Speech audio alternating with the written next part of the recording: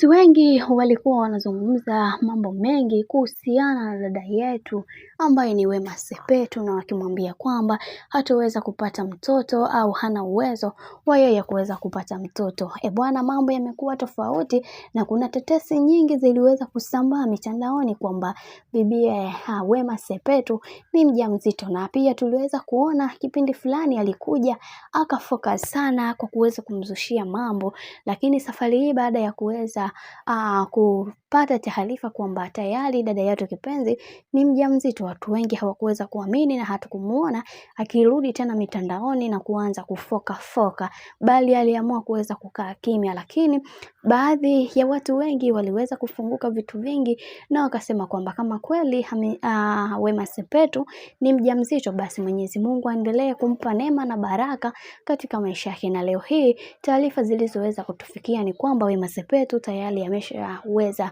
kujifungua na yuko hospitali kwa kipindi hiki na ameweza kufanikiwa kupata mtoto wa kike. Hili jambo limewafanya watu wengi kutokwa na machozi, kwa sababu zaidi ya miaka 30 kitu bibie Wema Sepetu amekuwa akitafuta mtoto, lakini imekuwa ngumu kwake. Lakini leo hii Mwenyezi Mungu ameweza kumbariki mtoto wa kike, na pia watu wengi wamemwombea sana. Kadri siku zinavyozidi kwenda kwa upande wake ndivyo watu walivyokuwa wanazidi kuweza kumwombea. Lakini tumeweza kuona baadhi ya ndugu, jamaa na marafiki waliweza kuthibitisha hili kuhusiana na yeye kuweza kupata mtoto na kuwa mjamzito, japokuwa alichukua muda mwingi sana kuweza kuficha huo ujauzito, na hii ni kutokana na macho ya watu, midomo ya watu ilimlazimu aweze kuficha ujauzito huo mpaka kwa hatua hii ambayo aliyeweza kufikia siku hii ya leo tarehe 20. Bibie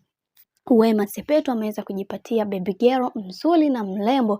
Mwanaume gani ambaye aliweza kuzaa naye? Nafikiri wengi wote tunamjua, ni bwana mkubwa Whozu, na sio mwingineo, kwa sababu ndio mwanaume wake na ndio kila kitu kwake. Na hongera nyingi ziende kwa Whozu, kwa sababu wanaume wengi wameweza kupambana kuweza kuhakikisha wanampatia ujauzito Wema Sepetu, lakini imekuwa ni ngumu sana. Lakini Whozu, mwanaume wa shoka, ameweza kutimiliza hili jambo ambalo watu wengi hawakuweza kutegemea.